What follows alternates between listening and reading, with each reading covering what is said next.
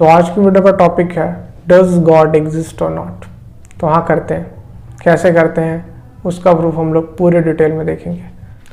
तो साइंटिफिक भी देखेंगे और कुछ चमत्कार भी देखेंगे और साथ में मेंटल स्पेक्यूलेशन भी करेंगे। थोड़ा बहुत ज़्यादा बायोलॉजी में नहीं जाएंगे, बहुत ज़्यादा हम लोग फिजिक्स में नहीं जाने वाले हैं, बस ऊपर ऊपर से देखने वाले हैं साइंस। और जिसको अच्छे से समझ में आता है, जिसको थोड़ा इंटरेस्ट है पढ़ने के लिए, सारे रिसोर्सेज सारे आर्टिकल्स के लिंक डिस्क्रिप्शन में मिल जाएंगे। तो सबसे पहले हम लोग स्टार्ट करते हैं डायमेंशन से। तो बहुत सारे लोगों का ऐसा सवाल है कि अगर भगवान होते हैं तो हम लोगों ने देखा क्यों नहीं, हम लोगों ने आज तक। जैसे बोला जाता है कि चंद्रदेव होते हैं, सूर्यदेव होते हैं, तो दिखे क्यों नहीं आज तक कभी। तो नासा का तो स्पेसशिप भी गया था, फिर भी वहाँ पे उसने चंद्रदेव को नहीं देखा। तो इसके वजह से लोग समझते हैं कि ये थ्योरीज गलत है। But let me tell you, हम लोग सिर्फ 3 डायमेंशन तक देख सकते हैं। 3 डायमेंशन तक देखने का मतलब क्या है, एक पॉइंट का कोई डायमेंशन नहीं होता। No height, no length, no breadth, मतलब ना लंबाई ना चौड़ाई और ना ऊंचाई। और एक लाइन जो होती है उसके सिर्फ लंबाई होती है, तो वो 1 डायमेंशन होगी। पॉइंट का कोई डायमेंशन नहीं है। एक स्क्वायर है जिसमें लंबाई और चौड़ाई दोनों है, तो उसमें क्या हो गया, 2 डायमेंशन हो गए। एक क्यूब है जो हम लोग रूबिक्स क्यूब चलाते हैं, खेलते हैं, क्या बॉक्स है तुम लोगों के पास, हमारे इवन मोबाइल फ़ोन भी है, तो उसमें क्या है, लंबाई है, चौड़ाई है और ऊंचाई है। तो वो सारी चीज़ें क्या हो गई है, 3 डायमेंशनल चीज़ें हो गई है। और 3 डायमेंशन से ज़्यादा डायमेंशंस नहीं होते क्या? ऐसा बिल्कुल नहीं है, 3 से ज़्यादा डायमेंशन भी होते हैं। साइंस ने भी ये प्रूव किया और वेदों में भी लिखा हुआ है। साथ में कुछ कुछ ऐसे इंसेक्ट्स होते हैं जो सिर्फ 2 डायमेंशन तक ही देख पाते हैं, तो वो तो बोलेंगे 3rd डायमेंशन पे एग्जिस्ट नहीं करता, जिसमें हम लोग खुद रहते हैं, खुद चीज़ों से इंटरेक्ट करते हैं। तो सिंस वो इंसेक्ट्स जो है सिर्फ 2 डायमेंशन की चीज़ों को देख पाते हैं, तो वो हम लोग को पूरे अच्छे तरीके से नहीं देखते हैं, तो उनके लिए हम लोग एग्जिस्ट भी नहीं करते हैं। हम लोग इंसेक्ट्स को देख सकते हैं लेकिन इंसेक्ट्स हम लोग को नहीं देख सकते हैं। ऐसे ही जो देवता लोग हैं वो हम लोग को देख सकते हैं, भगवान हम लोग को देख सकते हैं, लेकिन हम लोग भगवान को नहीं देख सकते अनलेस वो लोग चाहें कि वो लोग 3 डायमेंशनल फिगर ले लें और हम लोग के पास आके हम लोग को दिखने लगे। तो पुराने समय में ऐसा करते भी थे, लेकिन अभी कलयुग चल रहा है, उतना लोग कैपेबल नहीं है और ना उत्सुक है भगवान से मिलने के लिए। साइंस में बहुत ज़्यादा पॉपुलर थ्योरी है बोसोनिक स्ट्रिंग थ्योरी, जिसमें हम लोग को क्या बोला गया, एटलीस्ट 10 डायमेंशंस होते हैं, कम से कम 10 डायमेंशन होते हैं, 26 तक डायमेंशन हो सकते हैं। तो यहाँ की साइंस 26 डायमेंशन तक पहुँच गई है, लेकिन बोला गया कम से कम 10 डायमेंशन तो होते ही हैं। और हमारे वेदों में भी लिखा हुआ है 10 मेन डायमेंशन है, टोटल नंबर ऑफ डायमेंशन कितने हैं, 64। तो ये लोग अभी तक 26 तक पहुँचे, कभी ना कभी तो 64 भी पहुँच जाएंगे। और ये जो थ्योरी है इसके बारे में तुम लोग अपने आराम से पढ़ सकते हो। ये इसका सोर्स क्या है मेरे पास, zmescience.com, लिंक मिल जाएगा डिस्क्रिप्शन में। और चीज़ पे चलते हैं जिसको हाल फिलहाल ही डिस्कवर किया गया है। तो उसको समझने से पहले हम लोग को नियर डेथ एक्सपीरियंस समझना पड़ेगा। नियर डेथ एक्सपीरियंस का मतलब क्या होता है, कुछ कुछ लोग लगभग मर जाते हैं, 2-4 मिनट के लिए मर जाते हैं, फिर वापस जिंदा हो जाते हैं। क्योंकि 2-4 मिनट के लिए उनका शरीर कैसा हो जाता है, एक मरे इंसान जैसा हो जाता है, दिल धड़कना बंद हो जाता है, दिमाग में कॉन्शियसनेस कम हो जाती है। तो इससे हम लोग बता देते हैं कि इंसान मर गया है।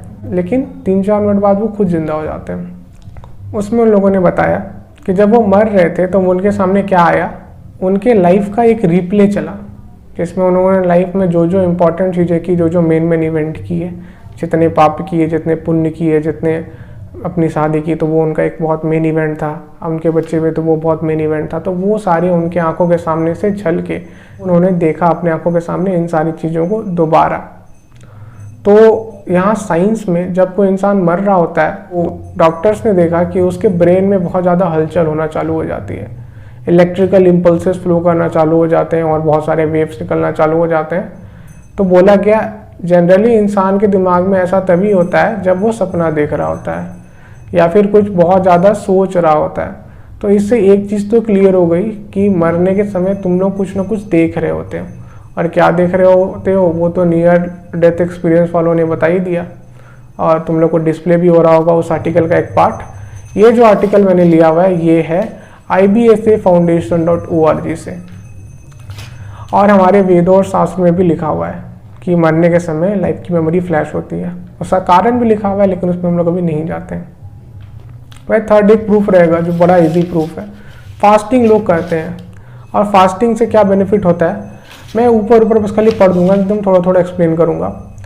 हमारे आयुर्वेद में ऐसा लिखा हुआ है कि 16 घंटे फास्टिंग इंसान को रोज करनी चाहिए। साइंस भी प्रूफ करता है, हम लोग भी एकादशी फॉलो करते हैं। एकादशी क्या होती है, महीने में 2 बार फास्टिंग करते हैं 15-15 दिन के इंटरवल पे। और साइंस से भी ऐसा बोला गया है कि जो महीने में 2 बार फास्टिंग करता है उसको बहुत ज़्यादा बेनिफिट्स होते हैं। तो ये सारी चीज़ें तो एकदम एज इट इज़ ट्रू है। एक वेबसाइट है जिसका नाम है healthline.com, उससे मैंने ये सिंपल से 8 बेनिफिट्स निकाले हैं। और भी बहुत सारे बेनिफिट्स होते हैं, इसमें बहुत सारे रियल लाइफ एग्जाम्पल लोगों ने बताए हैं अपने कि उन लोगों को कैसे कैसे बेनिफिट हुआ है, बहुत सारे लोगों की लाइफ चेंज हुई है। जैसे मैंने एक लड़की के बारे में देखा, उसको बहुत ज़्यादा डिजीजेस थी, तो उसने क्या किया, बस खाली जूस पे जिंदा रहने लगी। मीन्स जूस को ऐसे डाइट लेने लगी और बनानास खाने लगी। उसके पास बहुत सारी बीमारियाँ थी और वो बहुत मोटी भी थी, स्लिम भी हो गई और सारी बीमारियाँ भी ख़त्म हो गई। एक और नॉर्मल एग्जाम्पल हम लोग देख सकते हैं, एक मैन जो था 6 महीने या इतना टाइम उसने बस खाली बियर पिया और सिर्फ बियर पी के जिंदा रहा। उसने भी अपना बहुत सारा वेट लॉस कर लिया था। Although beer is not a good thing, लेकिन इससे वेट लॉस आसानी से हो गया और उस लड़की की सारी बीमारियां भी दूर हो गई थी। तो हम लोग 8 पॉइंट्स को जल्दी जल्दी डिस्कस कर लेते हैं उस वेबसाइट से। ब्लड शुगर कंट्रोल होता है, इंसुलिन रेसिस्टेंस कम होता है उसकी वजह से। जितना ज़्यादा इंसुलिन प्रोड्यूस होगा बॉडी में, उतना ज़्यादा क्या होगा, ब्लड शुगर कम हो जाएगा। Promotes better health bye fighting inflammation. Inflammation का मतलब क्या होता है, जब मच्छर हम लोग को काट लेता है तो उसके बाद थोड़ा देर बाद क्या होता है, वहाँ पे एक स्वेलिंग आ जाती है, वो जगह फूल जाता है और थोड़ा लाल लाल हो जाता है। चींटी के काटने से भी ऐसा ही होता है। बेसिकली मच्छर और चींटी जब काटते हैं थोड़ा पॉइजन चल जाता है बॉडी में, तो बॉडी क्या करती, उस पार्ट को इन्फ्लेमेट कर देती है उसको ठीक करने के लिए। लेकिन इन्फ्लेमेशन बस इसी कारण से नहीं होती है। जब बॉडी में बहुत ज़्यादा सीवर, बहुत ज़्यादा घातक डिजीज़ हो जाती है तो उसकी भी एक सिम्टम होता है इन्फ्लेमेशन। जैसे कुछ भी बॉडी में ख़राब हो जाता है तो फीवर उसका एक सिम्टम होता है, वैसे इन्फ्लेमेशन भी एक सिम्टम होता है। तो क्या होता है, इन्फ्लेमेशन से बचा देती है, तो जो हार्मफुल डिजीज़ है वो बच जाते हैं। Improves heart health. कैसे हार्ट हेल्थ को इम्प्रूव करती है, ब्लड प्रेशर को इम्प्रूव करके, क्योंकि बॉडी में क्या होता है, फैट जम जाता है वेन्स और आर्टरीज में, वो सब क्या होती है, नालियाँ होती है, उनसे खून बहता है और हम लोग के बॉडी के इंपॉर्टेंट ऑर्गन से पहुँचता है, जैसे कि ब्रेन। तो ब्रेन को एक अमाउंट ऑफ खून चाहिए ही, और वो अगर खून नहीं मिलेगा ब्रेन को तो ब्रेन काम करना बंद कर देगा और हम लोग की इमीडिएट डेथ हो जाएगी। इसकी वजह से उतना खून तो पहुंचना ही है। लेकिन जब नालियाँ ब्लॉक हो जाती है, सिकुड़ जाती है, क्यों सिकुड़ जाती है, क्यों पतली हो जाती है, क्योंकि उसमें फैट जाके जम जाता है, कोलेस्ट्रॉल जम जाता है। तो अगर हम लोग फास्ट रखेंगे तो वहाँ से फैट्स और कोलेस्ट्रॉल जो है हट जाएगा, वहाँ से डिग्रेड हो जाएगा। उसके बाद क्या होगी, वो नालियाँ फिर से पुराने वाली साइज़ की हो जाएंगी, तो ब्लड प्रेशर क्या हो जाएगा, डिक्रीज हो जाएगा। ट्राइग्लिसराइड और कोलेस्ट्रॉल लेवल को भी क्या करती है, कंट्रोल करती है। ब्रेन का फंक्शन को इम्प्रूव करती है, मतलब दिमाग जो है बेटर काम करने लगता है, और न्यूरो डिजेनरेटिव डिसऑर्डर से बचाती है। तो ब्रेन में जितने भी डिसऑर्डर्स होते हैं वो न्यूरो से स्टार्ट होते हैं, क्योंकि ब्रेन बना ही न्यूरॉन से है। Helps in weight loss. Weight loss में कैसे हेल्प करती है, कैलोरी इंटेक कम करके, खाएंगे कम तो वेट तो कम होगा ही। एंड मेटाबॉलिज्म बूस्ट होता है। मेटाबॉलिज्म बूस्ट होने का मतलब क्या होता है, व्रत रखने का एक बहुत अच्छा एडवांटेज क्या होता है कि हम लोग के जो इंटेस्टाइन है, जो एलिमेंट्री कैनल है, जिसमें क्या होता है हर समय खाना रहता ही है, क्योंकि हम लोग खाते रहते हैं, तो कभी भी हमारे स्मॉल इंटेस्टाइन और लार्ज इंटेस्टाइन खाली नहीं रहता है, जिसकी वजह से उनको अपना रिपेयर करने का समय नहीं मिलता है। तो अगर हम लोग थोड़ा टाइम के लिए फास्ट रखेंगे तो वो खाली रहेगा और उसमें उसको क्या होगा, रिपेयर करने का समय मिल जाएगा। तो हम लोग की हेल्थ क्या रहेगी, इंप्रूव रहेगी और मेटाबॉलिज्म भी सही रहेगा। ग्रोथ हार्मोन का सिक्रेशन बढ़ाती है, जिसमें क्या होता है, वेट लॉस होता है, ग्रोथ होता है, मेटाबॉलिज्म कंट्रोल रहता है, पहले हम लोगों ने देख लिया मेटाबॉलिज्म के बारे में, और मसल स्ट्रेंथ भी इंक्रीज करती है।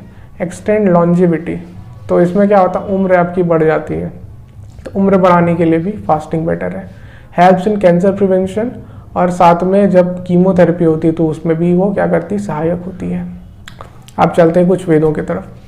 तो वेदों में तो साफ साफ लिखा हुआ है कि सन और अर्थ की पोजीशन बहुत अच्छे तरीके से बताई गई है कि सन कैसे रिवॉल्व करता है, अर्थ कैसे रिवॉल्व करता है। एक्लिप्सेस जो होते हैं, ग्रहण, चंद्र ग्रहण, सूर्य ग्रहण, उसके बारे में अच्छे से बताया गया है। यही बताया गया है कि मून के पास अपना लाइट नहीं है, मून सन के लाइट को लेकर रिफ्लेक्ट करता है। टाइम डायलेशन, मल्टीवर्स और भी बहुत कुछ वेदों में तुम्हारा मिल जाएगा।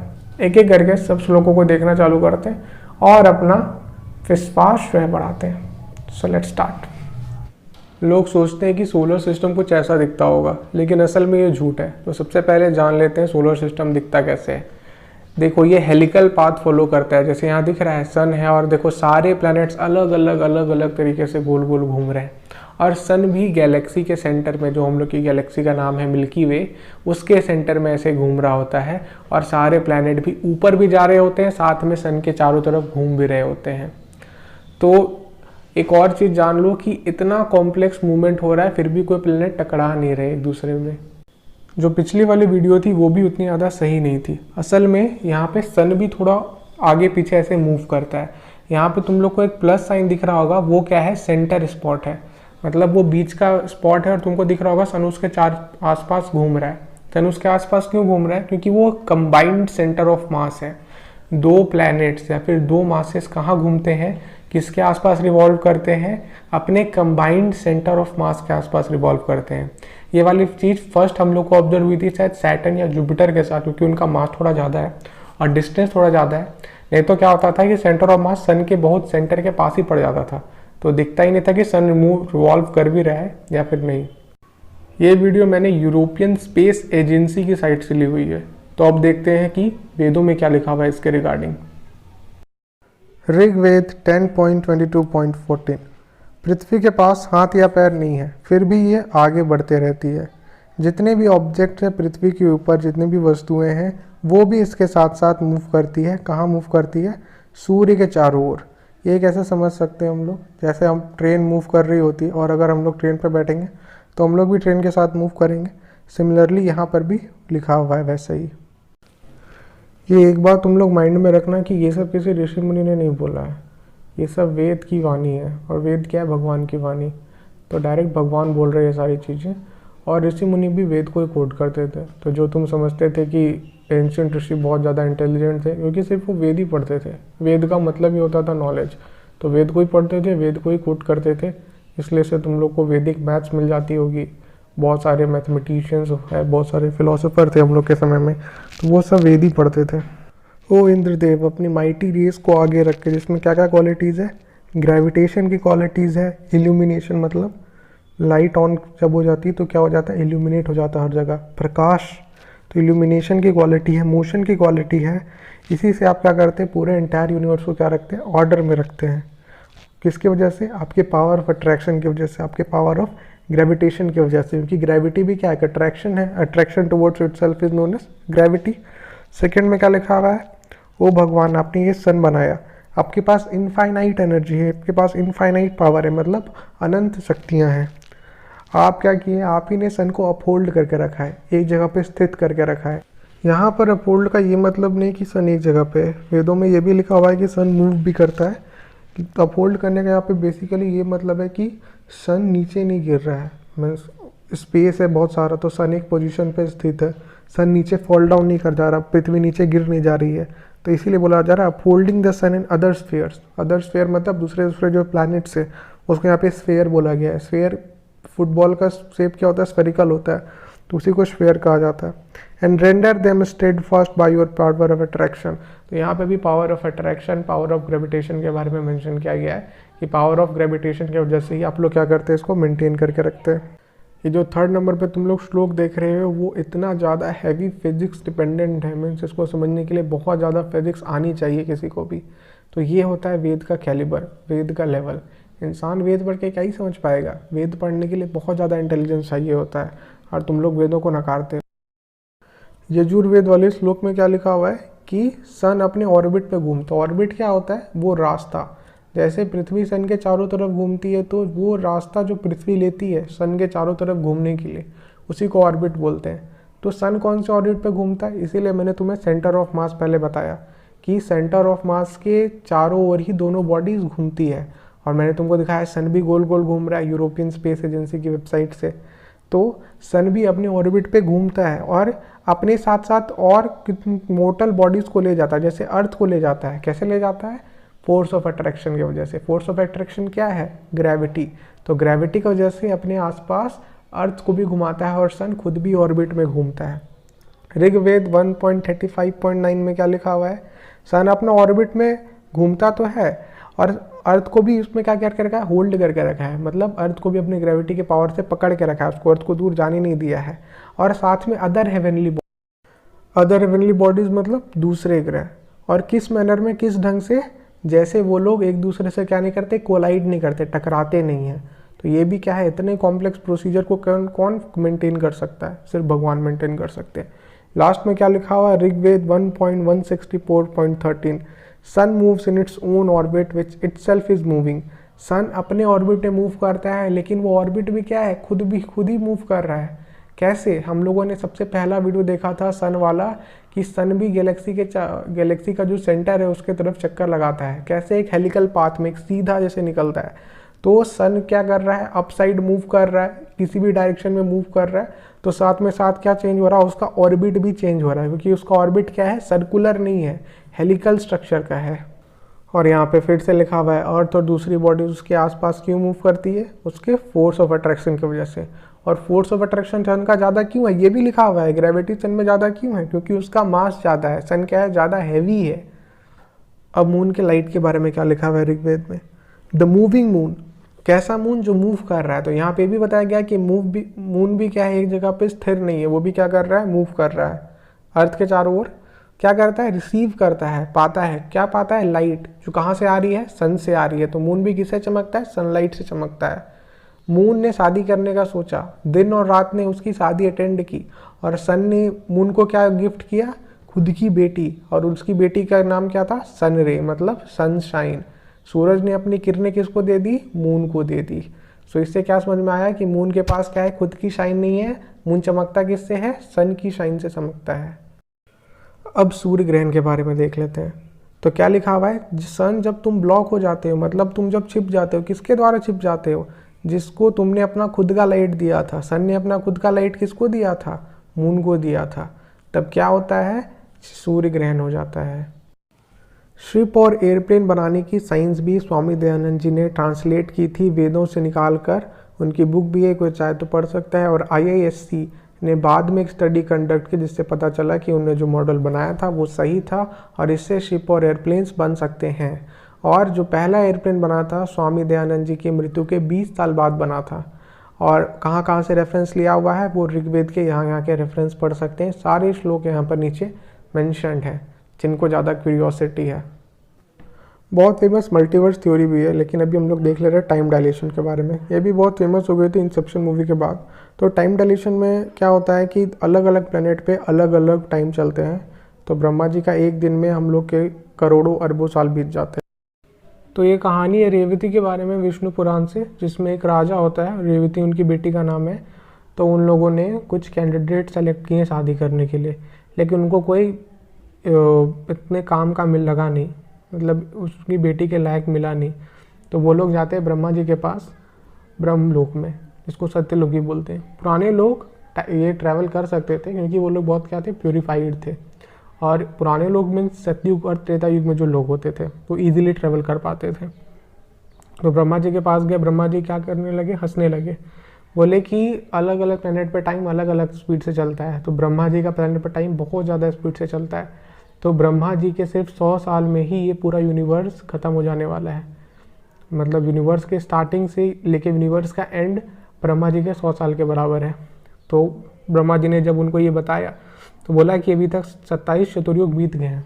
एक चतुर्युग में क्या होता है, एक सतयुग, एक त्रेता युग, एक द्वापर युग, एक कलयुग। इस तरह से 27 बार ये लोग बीत चुके हैं, मतलब करोड़ों साल बीत गए हैं। अब आप क्या कीजिए, जल्दी जाइए अपनी बेटी का ब्याह करा दीजिए।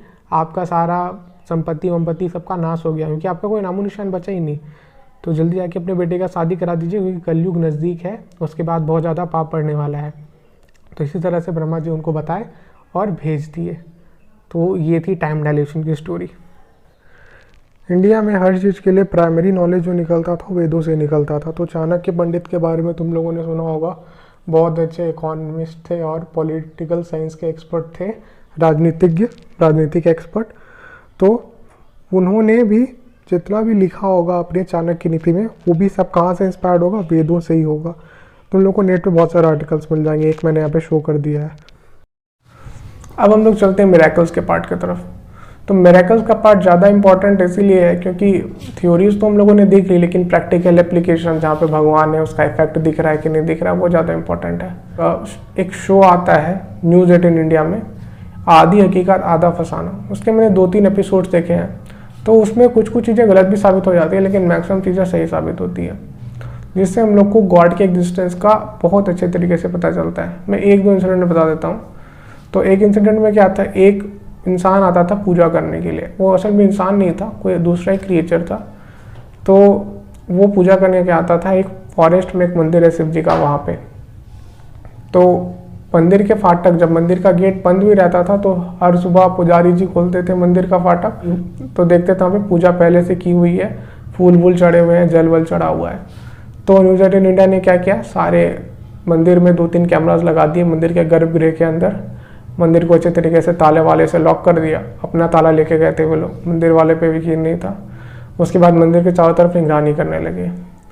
तो कैमरामैन जो था उसका इनकाउंटर हुआ था उसके साथ, जो क्रीचर था वहाँ पे, तो उसने उसको धक्का दिया और फिर पानी में गायब हो गया। कहाँ गायब हो गया, तो जब नेक्स्ट डे खोल के देखा सुबह मंदिर को, तो वहाँ पे देखा कि वहाँ पे पूजा पहले से की हुई है, जल भी था वहाँ पे, और उनके जितने भी कैमरा थे सब खराब हो गए थे, उनमें से किसी की रिकॉर्डिंग भी वर्क नहीं कर रहे थे। एक और सिनेरियो था कि वो लोग एक देवी माँ के मंदिर में गए थे, जिसमें जब मुराद पूरी होती है तो क्या होता है, उनके चेहरे में पसीने आ जाते हैं। तो दिन में 1-2 बार ऐसा दिखता था, बहुत लोग अपनी मन्नत लेके आते थे, लेकिन कुछ ही लोगों की पूरी होती थी तो चेहरे पे पसीना आ जाता था।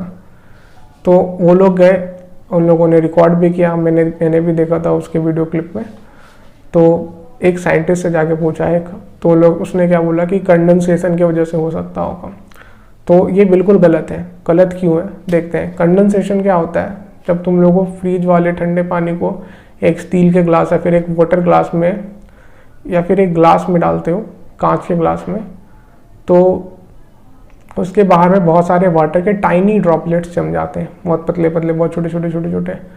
और वो जो ड्रॉपलेट्स होते हैं, वो जो पानी की बूंदें होती है, वो कैसे जमती है, इन्वायरमेंट में पहले से भाप रहती है, वाटर वेपर। तो जो पानी ठंडा रहता है उसके ठंडेपन को उनको एब्जॉर्ब करके जो एटमॉस्फेयर में, इन्वायरमेंट में जो वाटर वेपर है वो ग्लास के बाहर जम जाती है। तो कैसे इवन तरीके से जमती है, हर तरफ एक बराबर। लेकिन जो पसीना आया था वो एक बहुत बड़ा ड्रॉपलेट था, और भी 2-3 जगह आया था, पूरे मूर्ति के ऊपर नहीं था पसीना। तो इससे ये पता चलता है कि ये कंडेंसेशन नहीं हो सकता है। और जैसे वो ग्लास में रखा हुआ पानी गर्म हो जाता है तो सारे वाटर वेपर जो कंडेंस हुए थे, जो पानी बन गए थे, दोबारा वाटर वेपर बन जाते हैं। और वो मूर्ति को ठंडा करने के लिए वहाँ पे कोई सोर्स भी नहीं था, तो उसमें पसीना कैसे आ गया। और कभी कभी क्यों आता था, हमेशा क्यों नहीं जमा हुआ रहता था, सिंस मूर्ति तो हर समय एक जैसी रहती थी, हर समय सेवा एक जैसी हो रही थी। तो इससे ये पता चलता है कि ये भी एक मिरेकल है। अब असल में और मिरेकल वाले पोर्शन को देखेंगे तो हम लोग को और अच्छे से सब कुछ क्लियर होगा। So let's get started. इस वीडियो में आपको एक योगी दिखेंगे, एक इंसान दिखेंगे जो पानी में उल्टा स्विम कर रहे हैं कुएं के अंदर, और ये बोल के आ रहे हैं श्री राम बोल रहे हैं। आइए सुनते हैं।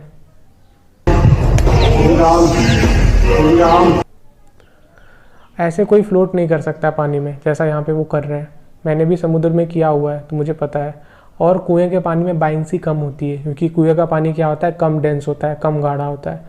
लेकिन समुद्र का पानी ज़्यादा गाढ़े होता है, तो ज़्यादा गाढ़े पानी होने की वजह से समुद्र में इंसान आसानी से तैर पाता है। कुएं में तैरना और मुश्किल है। तो अगर कोई इंसान समुद्र में ऐसा नहीं कर सकता है तो कुएं में कैसे ही कर पाएगा ऐसा। तो इससे ये प्रूफ हो रहा है कि ये जो है कोई मिस्टिक पावर है, ये नॉर्मल पावर नहीं है। ये वीडियो इस्कॉन मायापुर के ऑफिशियल यूट्यूब चैनल से रिकॉर्ड किया हुआ है। यहाँ पे दिख रहा है कि जो शेष नाग है, एक मूर्ति है, स्टैचू है, मेटल से बनी हुई, देखो, लेकिन फिर भी इसमें मूवमेंट दिख रहा है, वो हिल रहे हैं।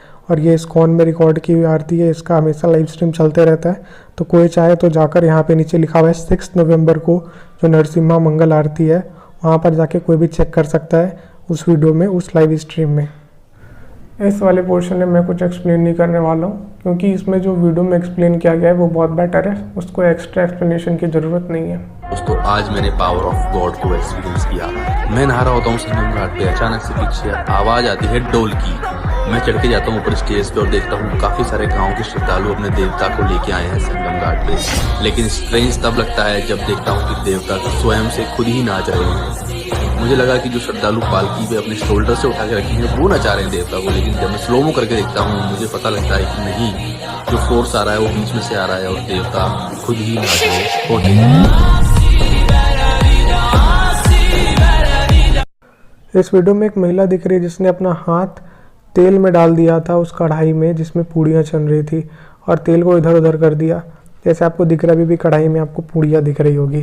तो ये क्या है? इसको आवेशम बोलते हैं। जिसने कंतारा मूवी देखी होगी उनको इसके बारे में थोड़ा पता होगा। इसमें देवता या देवी कोई भी वो अंदर घुस जाते हैं, इंसान के शरीर में प्रवेश कर जाते हैं, उनका आवेश हो जाता है, उसके बाद वो बॉडी को कंट्रोल में ले लेते हैं। ऐसा बहुत सारे मैंने इंसिडेंट देखे हैं भूत वाले, मेरे घर के आसपास भी मैंने कुछ देखे हैं और मेरे दोस्त ने भी कुछ भूत वाले इंसिडेंट्स बताए थे जो उसके साथ खुद हुए, उसने फील किए हैं। तो जब भूत कभी क्या आ जाता है, आवेश आ जाता है इंसान के अंदर, तो बॉडी का कंट्रोल भूत ले लेता है। तो सिमिलरली इसमें माता ने बॉडी का कंट्रोल ले लिया होगा या फिर किसी और देवता ने बॉडी का कंट्रोल ले लिया होगा, जिसके वजह से उसने अपना हाथ क्या डाल दिया, कढ़ाई में डाल दिया। रिमेंबर, ये कोई पागलपन नहीं है, ये क्या होता है आवेशम के समय किया जाता है और ये कोई इंसान जानबूझ के कर ही नहीं सकता, क्योंकि कोई भी इंसान फालतू अपना हाथ जलवाना नहीं चाहेगा। मैंने एक लड़के का भी वीडियो देखी थी जिसमें वो एक खौलते हुए पानी में या फिर खौलते हुए तेल के एक बड़े से कटोरे के नीचे बैठा हुआ था और उसके नीचे आग लगी हुई थी, इसीलिए पानी या फिर तेल खौल रहा था। वो वीडियो मुझे मिली नहीं अभी, वरना मैं वो भी तुम लोगों को दिखा देता। इस वाली वीडियो में भी मैं कुछ एक्सप्लेन नहीं करने वाला हूँ, क्योंकि नेक्स्ट वीडियो जो है वो बहुत अच्छे तरीके से एक्सप्लेन किया हुआ है। लेकिन आप लोगों ने इस महिला का वीडियो तो जरूर देखा होगा, जिन्होंने खुद अपने मुंह से बताया है कि जब वो पूरी रात निधिवन में रुकी तो उन्होंने वहाँ क्या देखा।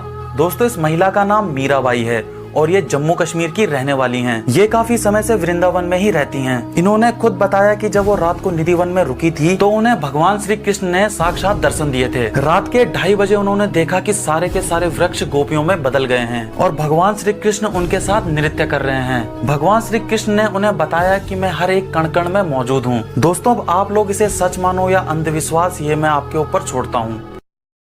यही नहीं, अभी और सुनिए।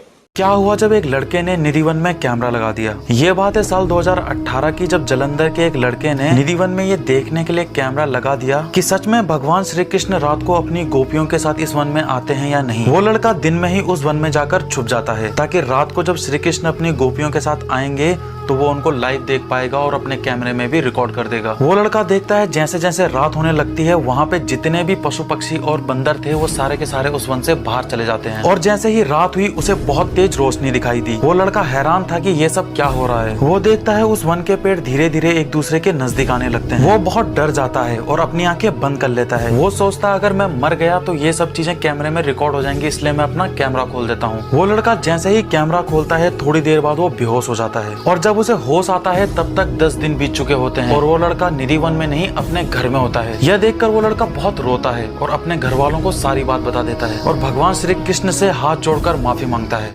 राम सेतु सच है या मिथ, चलिए जानने की कोशिश करते हैं। आप मेरे पीछे बहुत सारे फोटोज देख रहे हैं। ये सभी फोटोज नासा के द्वारा खींचे गए हैं। इन फोटोज में आप देखते हैं कि समुद्र है और उसके बीच में आपको जमीनी इलाका दिख रहा है। क्या यही राम सेतु है? मान्यता ये है कि भारत के रामेश्वरम से श्रीलंका के मन्नार द्वीप तक भगवान राम के द्वारा एक सेतु को बनाया गया था। जब समुद्र की गहराई में देखा गया तो इस सेतु को पाया गया और ये एक पत्थरों की चेन के रूप में दिखा। ये जो पूरा का पूरा सेतु है इसकी लंबाई लगभग 48 किलोमीटर है। वैज्ञानिकों ने इस सेतु की रिसर्च की और कार्बन डेटिंग के द्वारा ये जो पत्थर यहाँ पर मौजूद हैं उसकी आयु पता करने की कोशिश की गई। पाया गया कि ये पत्थर लगभग 7000 साल पुराने हैं और रामायण काल भी 7000 साल पुराना ही है। एक ऐसा घड़ा जिसमें 50 लाख लीटर पानी डाला जा चुका है लेकिन ये भरता नहीं है। मैं बात कर रहा हूँ राजस्थान के पाली जिले में स्थित है शीतला माता का मंदिर, जो लगभग 800 साल पुराना माना जाता है। इस मंदिर में एक घड़ा है जो आधा फीट गहरा और आधा फीट चौड़ा है, जिसमें लाखों लीटर पानी डाला जा चुका है लेकिन ये भरता नहीं है। लेकिन अब आप ये सोच रहे होगा कि शायद ये घड़ा किसी चीज से जुड़ा होगा जिससे इसका पानी कहीं और चला जाता है, लेकिन ऐसा नहीं है। इसके बाद पुजारी जब माता के चरणों में दूध का भोग लगाते हैं तो घड़ा भर जाता है। इस घड़े पर साइंटिस्टों ने कई बार रिसर्च की लेकिन कुछ हासिल नहीं हुआ।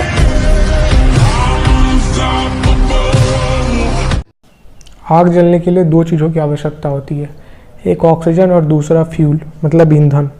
तो बिना फ्यूल के आग तो जल ही नहीं सकती है। लेकिन हम लोग यहाँ पे देख रहे हैं इसमें जगह जगह पर बहुत सारे जोत रखे हुए हैं और जो किससे निकल रहे हैं, पहाड़ से निकल रहे हैं। इसमें कोई फ्यूल डालने की ज़रूरत नहीं पड़ती, कोई भी ईंधन डालने का ज़रूरत नहीं पड़ता, ना तेल ना घी, जिससे वो कंज्यूम होके जल सके। तो ये कैसे जल रही है? तो ये दिव्य शक्तियाँ हैं।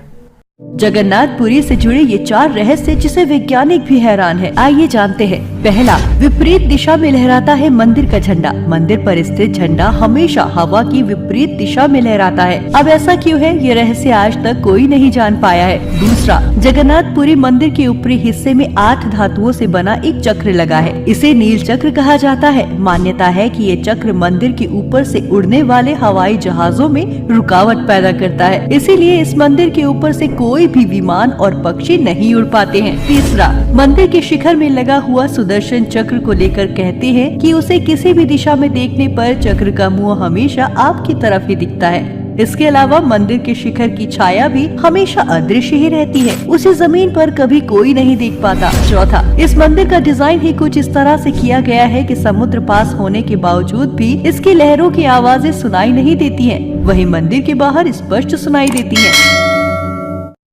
यही नहीं, अभी और सुनिए। तिरुपति बालाजी मंदिर की सबसे रहस्यमय बात तो यह है कि आरती के समय भगवान वेंकटेश्वर, भगवान बालाजी मुस्कुराते हैं। तो इसको देखकर कुछ लोग ये कहेंगे कि ऐसा इसलिए होता है क्योंकि मूर्ति को इस प्रकार बनाया गया है, लेकिन ऐसा नहीं है, क्योंकि इस मूर्ति को किसी ने नहीं बनाया, ये मूर्ति स्वयं प्रकट हुई है। जय श्री वेंकटेश्वर भगवान, जय श्री हरि नारायण विष्णु। ये तो हम लोग सब जानते हैं कि पानी में आग नहीं लग सकती है, but let's see what's possible.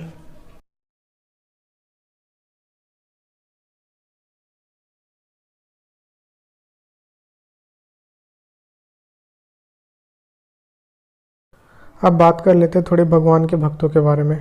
तो इनको कौन नहीं जानता होगा।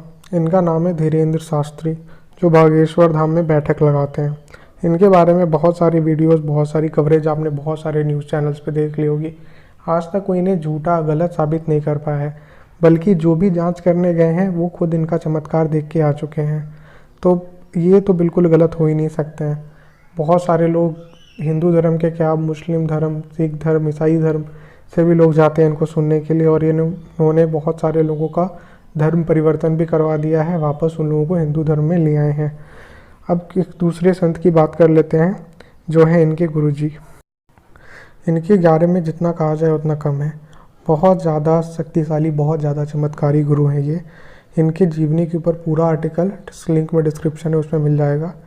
80 से ज़्यादा इन्होंने बुक लिखी, इसमें 4 महाकाव्य हैं। रामचरितमानस के ऊपर टीका लिखी है। 22 भाषाएं बोल लेते हैं, इसमें संस्कृत भी है, मैथिली भी है, अवधी भी है, हिंदी भी है। जन्म से 2 महीने बाद ही इनकी आंखें चली गई थी। इनको चारों वेद कंठस्थ याद है, साथ में रामचरितमानस भी। और ये बहुत ज़्यादा इंटेलिजेंट हैं, सब कुछ जानते हैं, और इन्होंने कभी ब्रेल स्क्रिप्ट की यूज़ नहीं किया। ब्रेल स्क्रिप्ट, ब्रेल लिपि, जिसको यूज़ करके अंधे पढ़ाई करते हैं, सीखते हैं, तो इन्होंने कभी कुछ पढ़ाई की ही नहीं, फिर भी इनको इतना कुछ आता है। कैसे आता है? जन्म से ही उनको सब कुछ आता है। तो इसीलिए हम लोग को समझना चाहिए कि चमत्कार होते हैं, और ये उनका जीता जाता एग्जाम्पल है। आप इनके वीडियोस देख सकते हैं, आपको दिखेगा कि ये सच में अंधे हैं, इनको फिर भी हर कुछ पता है। ये हैं श्री प्रेमानंद महाराज जी। 13 साल की उम्र से इन्होंने अपना घर छोड़ दिया, उसके बाद ये भगवान की खोज में निकल गए, लेकिन आज तक इनको भगवान ने पाला है। आज तक भी आपको दिख रहे हैं, ये स्वस्थ चुस्त हैं। बहुत साल पहले से इनकी दोनों किडनियाँ ख़राब हो गई। डायलिसिस इनका होता है, और जिनकी किडनी ख़राब होती है, जिनका डायलिसिस होता है, उनकी हालत मरे हुए लोगों जैसी होती है, बेड पे लेटे हुए रहते हैं। लेकिन ये रोज़ उठ के वॉक भी करते हैं, सत्संग करते हैं, भजन करते हैं, कीर्तन करते हैं, एक स्वस्थ लाइफ जीते हैं, एक स्वस्थ लाइफ स्टाइल जीते हैं, जो कि नॉर्मली पॉसिबल नहीं है। इनके पास खाने के लिए पैसे नहीं होते थे, बहुत दिन तक भूखे रहते थे, और अभी देखो राधा राधा राधा राधा नाम लेते लेते इनकी किस्मत ऐसी बदली कि इनको आजकल मांगने की कोई ज़रूरत नहीं होती है। इनके लिए दान स्वयं आ जाता है। जितने का भी ज़रूरत होता है उतना भगवान और श्री राधा इनको खुद ही दे देते हैं। तो ये है महान संत, इन्होंने भगवान का आश्रय लिया और अनेकों अनेकों चमत्कार अभी भी दिखा रहे हैं। सूरदास जी के बारे में कौन नहीं जानता है, तो आपको इनके बारे में इंटरनेट में कहीं भी बहुत आराम से मिल जाएगा। लेकिन मैं इनकी लाइफ का एक प्रसंग का वर्णन करना चाहूँगा। ये भी जन्म से अंधे थे, और इनके पास लेकिन दिव्य दृष्टि इनको प्राप्त थी। तो ये मंदिर में जाते थे, तो ये भगवान को देखते थे, श्री कृष्ण को देखते थे, और उनके कपड़े और उनका जो श्रृंगार होता था उसको डिस्क्राइब करते थे अपनी कविता में। एक दिन क्या किया, पुजारी जी ने इनको चेक करने के लिए भगवान को कोई कपड़े ही नहीं पहनाए। तत्पश्चात मंदिर के पुजारियों ने सूरदास जी से आग्रह किया कि आप भगवान का रूप देखिए और उनके लिए कोई काव्य बनाइए जिसमें भगवान का रूप प्रदर्शित हो रहा हो। तो उन्होंने बताया कि इस बार तो भगवान बड़े सुंदर लग रहे हैं क्योंकि अब वो नग्न रूप में हैं। उनका सारा श्रृंगार भी हटा दिया गया था, बस थोड़ा सा श्रृंगार बाकी था भगवान के शरीर के ऊपर। बिल्कुल हूबहू वैसा ही डिस्क्राइब किया सूरदास जी ने भगवान को। एक बार ये भी कहा जाता है कि उनको श्री राधा और श्री कृष्ण के दर्शन भी प्राप्त थे और उस समय श्री कृष्ण और श्री राधा ने मिलकर इनको थोड़े समय के लिए दृष्टि भी प्रदान की थी। ऐसे होते भगवान के महान भक्त और ऐसे करते भगवान उन पर कृपा। तो अब तो हम लोगों ने बहुत सारे प्रूफ देख लिए और अगर भी कभी भी किसी को विश्वास नहीं हो रहा है ना, तो मैं एक प्रोसेस बताता हूँ। नीचे एक मंत्र मिल जाएगा जिसको दिन में कम से कम 108 बार बोलना। कुछ दिन के बाद खुद ही भगवान के अंदर से विश्वास बढ़ना चालू हो जाएगा और माइंड में पॉजिटिविटी आना चालू हो जाएगी, दिमाग शांत होने लगेगा, सारा गुस्सा, सारा लस्ट वो सब गायब हो जाएगा बॉडी से। मैंने ट्राई किया, मैंने अपने बहुत सारे दोस्तों को ट्राई करा है, बहुत फ़ायदा हुआ है। अब एक लास्ट बात, इतना चीज़ हम लोगों ने जब जान लिया कि भगवान होते हैं तो अब करना क्या है? बस खाली भगवान होते हैं जान के छोड़ देना है कि आगे भी कुछ करने का प्रोसेस है? इनफैक्ट अभी से तो हर कुछ स्टार्ट होगा। तुमने तो अभी तक बहुत पाप कर लिए होंगे ये सोचकर कि भगवान होते नहीं, ये सब झूठ लिखा हुआ है। तुम्हें पता है छोटे से छोटे पाप ये गरुड़ पुराण में बहुत बड़ी बड़ी सजाएं हैं, बहुत भयंकर, बहुत दर्दनाक सजाएं। तुम नेट पे सर्च कर लेना, यूट्यूब में तुमको बहुत सारी वीडियोस मिल जाएगी। उसके बाद में विश्वास हो जाएगा मेरी बोलने पर। तो ये सारी चीज़ें भी रियल है, एवरीथिंग इज़ रियल। तो हम लोग कर क्या सकते हैं? इतने सारे पाप किए उसको कैसे मिटा सकते हैं? तो वो जो मैंने मंत्र बोला है ना, उसको अगर दिन में कम से कम 108 बार जपोगे तो सारे पाप नष्ट हो जाएंगे तुम्हारे और तुम्हें मोक्ष भी प्राप्त हो जाएगा। पहले 108 बार जपना, उसके बाद धीरे धीरे करके उसको 216 बार कर देना, फिर उसको 108 × 3 कर देना, फिर 108 × 4 कर देना। तो 108 बार जप को एक माला बोलते हैं। अगर तुम 16 माला रोज कर पाओगे तो तुमको मोक्ष मिलना गारंटीड है। लेकिन अगर असल में करना क्या है, उसके लिए मैंने एक वीडियो बनाई है जिसमें मैंने बताया है कि वेदों और गीता का सार क्या है। जैसे तुम लोग को अभी तक पता चल गया होगा, मैं बिना प्रूफ के कुछ बात करता नहीं हूँ। तो उसके लिए भी मैंने उस वीडियो में 3-4 प्रूफ दिए हैं तुम लोगों को। 3-4 मिनट की वीडियो है। क्या करना है वो जानने के लिए एक बार जाके देख लेना, डिस्क्रिप्शन में लिंक मिल जाएगा। Thank you.